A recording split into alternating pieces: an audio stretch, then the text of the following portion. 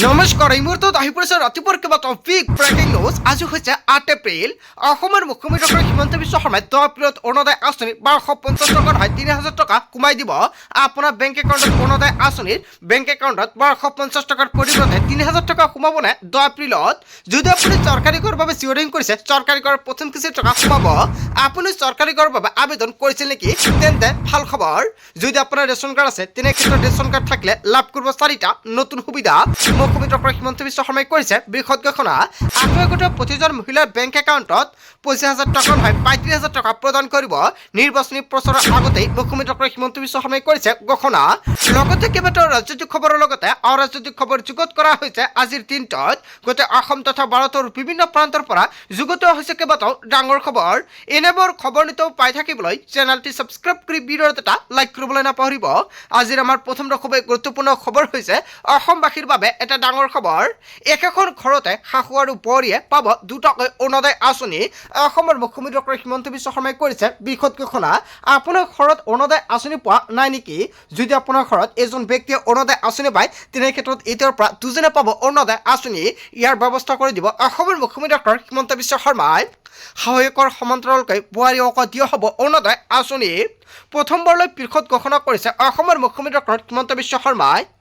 অৰুণোদয় দিয়াৰ পূৰ্বে শাহু আৰু বোৱাৰীক দিয়া হ'ব দুখনকৈ ৰেচন কাৰ্ড। ৰেচন কাৰ্ড লাভ কৰাৰ পিছতে অৰুণোদয়ত ধন পাব দুয়োগৰাকীয়ে।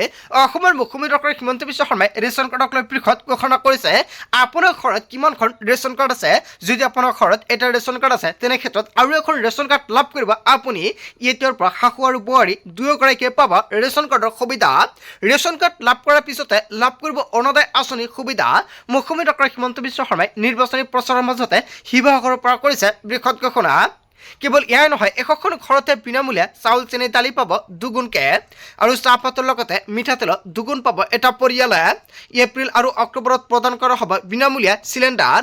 যদি আপোনাৰ ঘৰত উজ্জ্বলা যোজনা গেছ কানেকশ্যন আছে তেনে ক্ষেত্ৰত সম্পূৰ্ণ বিনামূলীয়াকৈ চিলিণ্ডাৰ লাভ কৰিব। এপ্ৰিল আৰু অক্টোবৰত এই সুবিধা প্ৰদান কৰা হ'ব। বিহু আৰু পূজাত চিলিণ্ডাৰৰ অভাৱত নুভোগে অসমৰ মহিলাসকল। কিয়নো প্ৰচাৰৰ অন্তিম দিনা বৃহৎ ঘোষণা কৰিছে অসমৰ মুখ্যমন্ত্ৰী ডক্টৰ হিমন্ত বিশ্ব শৰ্মাই। নিৰ্বাচনৰ প্ৰচাৰৰ অন্তিম দিনাই এটা নহয় দুটা নহয় কেইবাটাও বৃহৎ মন্তব্য কৰিছে। তাৰ পিছত অসমবাসী ৰাজুক জনাইছে আমাৰ পৰৱৰ্তী খুবেই গুৰুত্বপূৰ্ণ খবৰ। লগতে এটা ডাঙৰ খবৰ, অসমসহ সমগ্ৰ উত্তৰ পূবত আহি আছে কাল ধুমুহা। প্ৰতি ঘণ্টাত 50 কিলোমিটাৰ বেগত সংঘাত চলাব কাল ধুমুহাই। 10 এপ্ৰিললৈকে জাৰি কৰা হৈছে ধুমুহা বৰষুণৰ য়েলো এলাৰ্ট। গুৱাহাটীৰ লগতে কামৰূপ, ডিব্ৰুগড়, তিনিচুকীয়া আৰু যোৰহাটত প্ৰচণ্ড বৰষুণৰ সম্ভাৱনা। শোণিতপুৰ, লখিমপুৰ আৰু ধেমাজিত হ'ব পাৰে শিলাবৃষ্টি। চুবুৰীয়া ৰাজ্য মেঘালয় আৰু অৰুণাচলতো ধুমুহাৰ তীব্ৰ সতৰ্কবাণী। ধুবুৰী, গোৱালপাৰা আৰু বৰপেটাত ধূলিৰ ধুমুহাৰ আশংকা। 10 এপ্ৰিল পৰ্যন্ত ঘৰৰ পৰা ওলালে সাৱধান হওক প্ৰতিজন লোকে। বঙাইগাঁও, নলবাৰী আৰু নগাঁৱতো কাল ধুমুহা কাল ৰূপ দেখাৰ সম্ভাৱনা। বিজুলীৰ ঢেৰেকনিৰ পৰা বাচিবলৈ নিৰাপদ স্থানত আশ্ৰয় ল'বলৈ পৰামৰ্শ দিয়া হৈছে। ধুমুহাৰ কবলত পৰিব পাৰে কাছাৰ আৰু কৰিমগঞ্জ। 10 এপ্ৰিললৈকে অব্যাহত থাকিব প্ৰকৃতিৰ তাণ্ডৱ। হয়, সকলোৱে সাৱধান হওক। যদি আপোনাৰ অঞ্চলত বৰ্তমান বতৰৰ প্ৰভাৱ বেয়া নিশ্চয় কমেণ্ট কৰি জনাই দিব।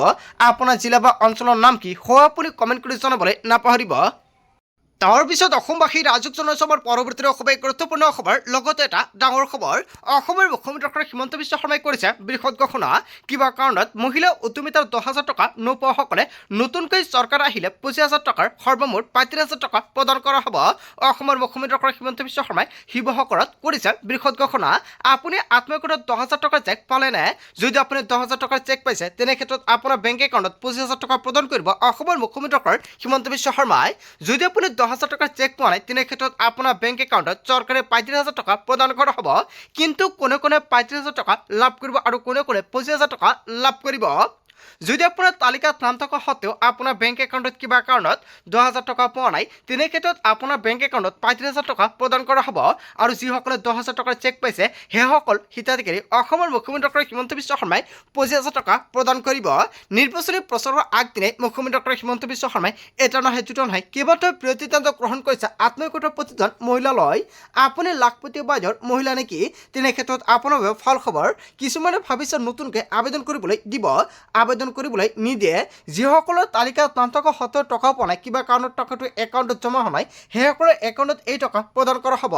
আপোনাৰ কিয় সমস্যাৰ বাবে একাউণ্টত টকাটো সোমোৱা নাছিল, অতি শীঘ্ৰে আপুনি এইকেইটা কাম সমাধান কৰিব লাগিব, অন্যথা কিন্তু আপোনাৰ একাউণ্টত 25,000 টকাৰ পৰিৱৰ্তে 35,000 টকা নাপাব। তাৰপিছত অসমবাসী ৰাইজক জনাইছোঁ আমাৰ পৰৱৰ্তী খুবেই গুৰুত্বপূৰ্ণ খবৰ, লগতে এটা ডাঙৰ খবৰ। চৰকাৰী পকীঘৰৰ তালিকাত সোমাইছে বহু ভুৱা হিতাধিকাৰীৰ নাম। কেঁচৰ ঘৰ থাকিলেহে পাব আপুনি চৰকাৰী ঘৰ। আপোনাৰ ঘৰত চৰকাৰী ঘৰ নাই নেকি, বা যদি আপোনাৰ ঘৰত পকীঘৰ নাই তেনে ক্ষেত্ৰত আপুনি চৰকাৰী ঘৰ লাভ কৰিব। পকীঘৰ থকাসকলৰ একাউণ্টত চৰকাৰী ঘৰ টকা প্ৰদান নকৰে। যদি আপুনি চৰকাৰী ঘৰৰ বাবে আবেদন কৰিছে আৰু আপোনাৰ তালিকাত নাম আছে, তেনে ক্ষেত্ৰতো আপোনাৰ একাউণ্টত চৰকাৰী ঘৰ টকা নাপাব।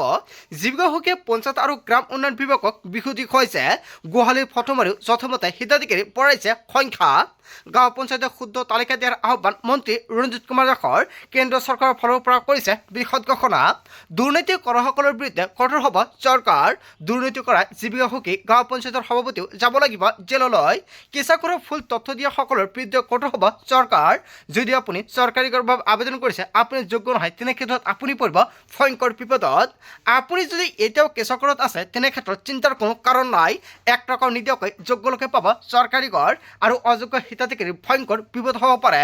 প্ৰতিগৰাকী দৰিদ্ৰ হিতাধিকাৰী লাভ কৰিব চৰকাৰী PMAY অধীনত চৰকাৰী ঘৰ। নতুনকৈ 15 লাখ পৰিয়ালে লাভ কৰিব চৰকাৰী ঘৰৰ সুবিধা। যদি আপুনি চৰকাৰী ঘৰ পোৱা নাই, তেনে ক্ষেত্ৰত চৰকাৰী ঘৰ টকা ল'বলৈ সাজু হওক, কিয়নো নিৰ্বাচনৰ পিছতে চৰকাৰী ঘৰ টকা সোমাই দিব পাৰে একাউণ্টত। 15 লাখ পকী চৰকাৰী ঘৰত অনুমোদন দিছে প্ৰধানমন্ত্ৰী নৰেন্দ্ৰ মোদীয়ে।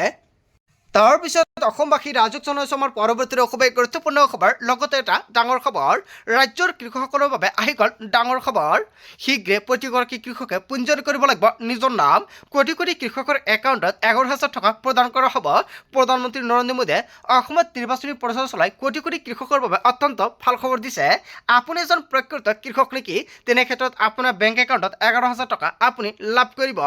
বছৰি 6,000 টকা প্ৰদান কৰা হৈছিল প্ৰতিগৰাকী কৃষকক। এতিয়া 6,000 টকাৰ পৰিৱৰ্তে 11,000 টকা প্ৰদান কৰিব। জিলাই জিলাই চলি আছে কৃষক পঞ্জীয়ন কাৰ্যসূচী। সকলো বৃত্তি নিৰ্বিশেষে কৃষকসকলে পঞ্জীয়ন কৰাটো বাঞ্ছনীয়। পঞ্জীয়নৰ বাবে নিজ নিজ গাঁও প্ৰধানৰ সৈতে যোগাযোগ কৰক। জিলা সাধাৰণ সেৱা কেন্দ্ৰ CSC সমূহতো পঞ্জীয়ন চলি আছে। কৃষক পঞ্জীয়নৰ বাবে প্ৰয়োজন হ'ব 4বিধ নথিপত্ৰ। এই 4বিধ নথিপত্ৰ আপোনাৰ আছেনে?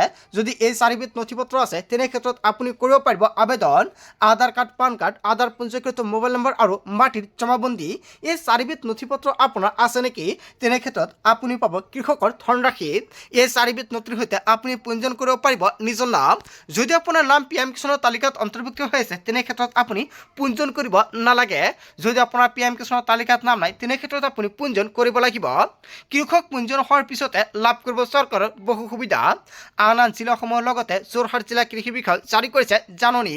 হয়, আপোনাৰ গাঁও বা অঞ্চলত যদি কোনোৱে PM কিষাণৰ তালিকাৰ পৰা নাম কৰ্তন হৈছে, নিশ্চয় কমেণ্ট কৰি জনাই দিব কিহৰ বাবে তালিকাৰ পৰা নাম কৰ্তন হৈছে। যদি আপুনি নাজানে, নিশ্চয় আপোনাক সম্পূৰ্ণকৈ সহায় কৰা হ'ব। আৰু যদি আপোনাৰ তালিকাৰ পৰা নাম কৰ্তন হৈছে, কেনেকৈ পুনৰ আপুনি অন্তৰ্ভুক্ত কৰিব তালিকাত নাম, নিশ্চয় সেই বিষয়ত জানিব পাৰিব।